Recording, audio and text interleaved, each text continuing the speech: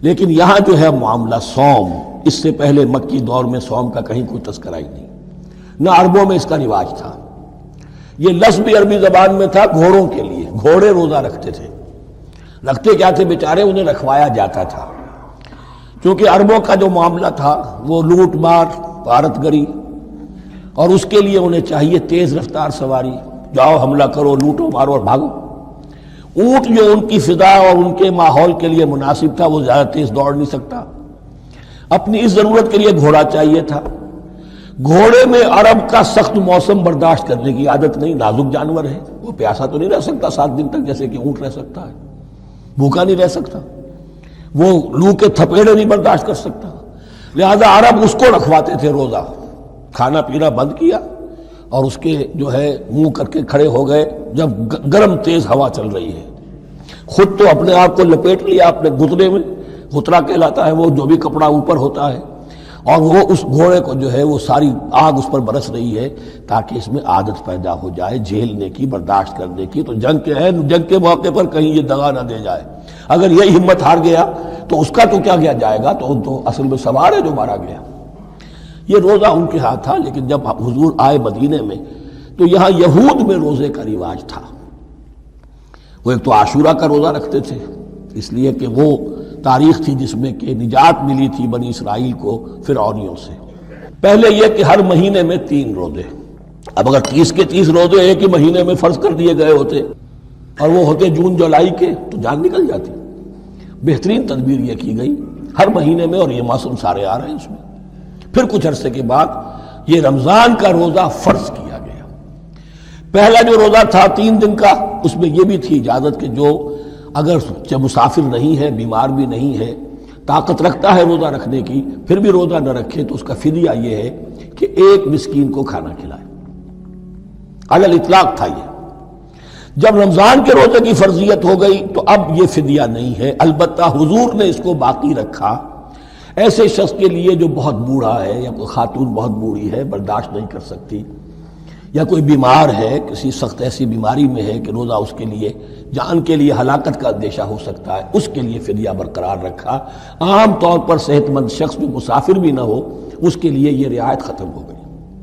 یہ ہے ان آیات کی تعبیر جس پر میں پہنچا ہوں، اور بہت پہلے پہنچ گیا تھا، لیکن چونکہ اکثر مفسرین نے یہ بات نہیں لکھی ہے تو میں جھجکتا رہا، لیکن بعد میں مجھے معلوم ہوا کہ مولانا انور شاہ کاشمیری رحمۃ اللہ علیہ کی رائے یہی ہے، تو مجھے اعتماد ہو گیا، اور پھر مجھے اس کا ذکر جو ہے یہ تفسیر کبیر میں امام راضی کے ہاں بھی مل گیا کہ متقدمین کے ہاں یہ رائے موجود تھی کہ پہلی 2 آیتیں جو ہیں اس روزے سے متعلق، یہ رمضان کے روزے سے متعلق نہیں ہیں، بلکہ وہ 3 ہر مہینے کی 13، 14 اور 15 ایام 20 کے روزے حضور نے بعد بھی رکھے ہیں نفلاً، لیکن شروع میں یہ 3 روزے رکھنے کا حکم دیا گیا تھا۔ پہلی 2 آیتیں اس 6 آیتوں پر مشتمل رکوع، اور یہ ایک عجیب مقام ہے۔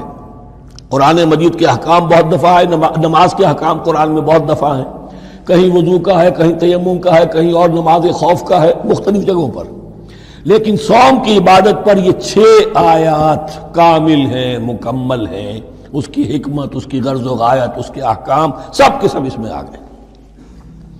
اب پہلی 2 آیتیں کون سی ہیں؟ یا ایھا الذین آمنوا کتب علیکم الصیام کما کتب علی الذین من قبلکم لعلکم تتقون، اے ایمان والو تم پر بھی فرض کیا گیا روزہ رکھنا جیسے کہ فرض کیا گیا تھا تم سے پہلوں پر، تاکہ تمہارے اندر تقوی پیدا ہو جائے۔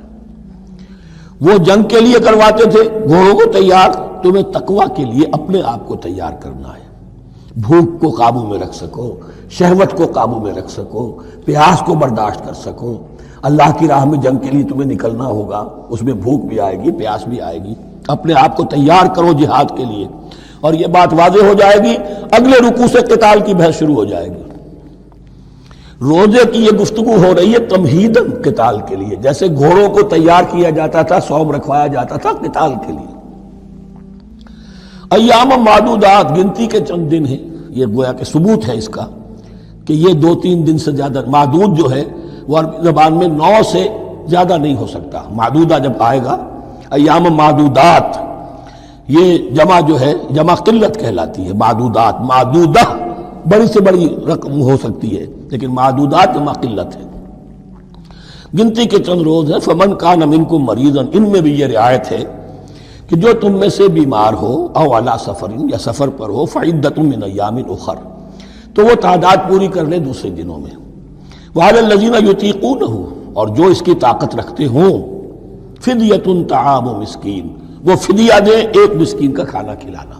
ان آیات کی تفسیر میں جیسا کہ میں نے عرض کیا مفسرین کے بہت سے اقوال ہیں، اب میں اس کی بحث میں نہیں جا سکتا. جو میں نے اپنے مطالعے کے بعد رائے قائم کی ہے میں صرف وہی بیان کر رہا ہوں کہ اس وقت، اور یہ امام راضی کے الفاظ ہیں کہ یہ فرضیت الگ تعیین نہیں تھی بلکہ الگ تخییر تھی. فرض تو ہے روزہ، لیکن اس کا بدل بھی دیا جا رہا ہے، اگر تم نہیں رکھنا چاہتے تو تم ایک مسکین کو کھانا کھلا دو. تو گویا کہ تدریجاً انہیں لانا تھا چونکہ اس بات کے وہ پہلے سے عادی نہیں تھے. فمن تطوع خیرا فهو خیر اللہ، اور جو اپنی جی سے اپنی مرضی سے خیر کرنا چاہے تو اس کے لیے خیر ہے، روزہ بھی رکھے اور مسکین کو کھانا بھی کھلائے، دونوں کام کرے تو اس میں کوئی رکاوٹ تو نہیں، اس کے لیے بہتر ہوگا. وان تصوموا، اور دیکھو اگر روزہ رکھو، خیر لکم ان کنتم تعلمون، یہ تمہارے لیے بہتر ہے اگر تم جانو. اب یہاں بھی ایک طرح کی رعایت کا انداز ہے. اب آ رہی ہیں دو آیتیں جو خاص رمضان کے روزے سے متعلق ہیں، حکمت اور غرض و غایت. پھر ایک آیت طویل آئے گی احکام، اور پھر ایک آیت آئے گی لٹمس ٹیسٹ. یہ 6 آیتیں. شہر رمضان الذی انزل فیہ القرآن، رمضان کا مہینہ وہ ہے جس میں قرآن نازل کیا گیا. ھدی للناس وبینات من الھدی والفرقان، لوگوں کے لیے ہدایت اور ہدایت کے بھی روشن بینات باتیں، والفرقان اور حق و باطل میں فرق کر دینے والی چیز. فمن شہد منکم الشہر، تو جو کوئی بھی پائے اس مہینے کو، یا جو شخص بھی مقیم ہو اس مہینے میں، مسافر نہ ہو، فلیصم، اس پر لازم ہے کہ روزہ رکھے. اب وہ وجوب علی التخییر ختم ہو گیا، اب وجوب علی التعیین، اب یہ لازم ہے، یہ رکھنا ہے. ایک رعایت باقی رکھی، ومن کان مریضا او علی سفر فعدۃ من ایام اخر، جو بیمار ہے یا یہ کہ سفر پر ہے وہ تعداد پوری کر لے دوسرے دنوں میں.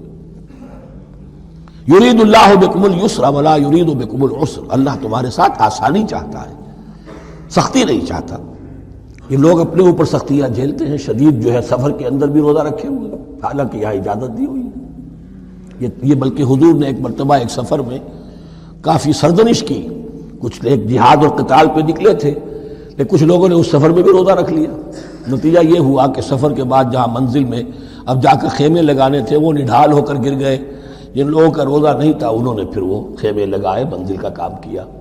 تو حضور نے فرمایا کہ لیس من البر الصیام فی السفر، روزے رمضان اس میں سفر میں روزہ رکھنا کوئی نیکی کا کام نہیں ہے. لیکن ہمارا تصور اور ہے، 105 بخار چڑھا ہوا ہے، روزہ نہیں کھولوں گا میں، روزہ تو میں نے رکھا ہوا، یا روزہ تو میں نہیں چھوڑوں گا. حالانکہ جہاں رعایت اللہ کی ہے اس رعایت سے فائدہ نہ اٹھانا ایک طرح کا کفران نعمت ہے. وَلِتُكْمِلُوا الْعِدَّةَ، لیکن تمہیں عدت اور تعداد اب پوری کرنی ہوگی. وہ جو تھی ایک رعایت کہ فدیہ دے کر فارغ ہو جاؤ، وہ نہیں ہے. وَلِتُكَبِّرُوا اللَّهَ عَلَىٰ مَا هَدَاكُمْ، اور تاکہ تم تکبیر کرو اللہ کی اس پر کہ جو اس نے ہدایت تمہیں عطا فرمائی. وَلَعَلَّكُمْ تَشْكُرُونَ، اور تاکہ تم شکر کر سکو اس نعمت عظمیٰ کا جو قرآن حکیم کی شکل میں تمہیں دی گئی ہے. اس موضوع پر میرا کتابچہ عظمت صوم اور عظمت صیام و قیام قرآن، اس میں یہ سارے مضامین تفصیل سے آئے ہیں. کیا حکمت ہے، کیا غرض و غایت ہے، کیا مقصد ہے، اور آخری منزل کیا ہے. وَإِذَا سَأَلَكَ عِبَادِي عَنِّي فَإِنِّي قَرِيبٌ. مطلوب تو یہ ہے کہ تمہارا جو یہ جسم حیوانی ہے یہ کچھ کمزور پڑے، روح ربانی جو تم میں پھونکی گئی ہے اسے تقویت حاصل ہو. دن میں روزہ رکھو، اس حیوانی وجود کو ذرا کمزور کرو، دباؤ اس کے تقاضوں کو. رات کو کھڑے ہو جاؤ، اللہ کا کلام سنو اور پڑھو تاکہ تمہاری روح کی آبیاری ہو، اس پر آب حیات کا ترشح ہو. نتیجہ کیا نکلے گا؟ تمہارے اپنے اندر سے ایک پیاس ابھرے گی. وَإِذَا سَأَلَكَ عِبَادِي عَنِّي فَإِنِّي قَرِيبٌ، تقرب الی اللہ کا جذبہ پیدا ہوگا. تو اے نبی، جب میرے بندے، ایسے بندے آپ سے میرے بارے میں سوال کریں، ان کو بتا دیجئے میں قریب ہوں، دور نہیں ہوں. یہ حقوق انسانی کا میرے نزدیک دنیا میں سب سے بڑا میگنا کارٹا ہے۔ اللہ اور بندے کے درمیان کوئی فصل نہیں ہے، فصل اگر ہے تو تمہاری اپنی خباثت ہے، اگر تمہاری نیت میں فساد ہے، حرام خوری تو کرنی ہی کرنی ہے، تو اب کس منہ سے اللہ سے دعا کرو گے؟ پھر جاؤ گے کسی پیر کے پاس، آپ دعا کر دیجئے، یہ نذرانہ حاضر ہے؟ یہ طریقہ کیا ہے؟ انسان کا نفس حائل ہے اور کوئی نہیں، ورنہ ہم تو مائل بے کرم ہیں، کوئی سائل ہی نہیں، راہ دکھنا ہے کسی رہنوی منزل ہی نہیں، کوئی پوپ نہیں، کوئی پنڈت نہیں، کوئی پادری نہیں، کوئی پیر نہیں، کوئی نہیں، جب چاہو اللہ سے ہم کلام ہو جاؤ، اس سے بڑا حق کیوں خالق و مخلوق میں حائل رہے پردے؟ پیرانے کلیسا کو کلیسا سے اٹھا دو۔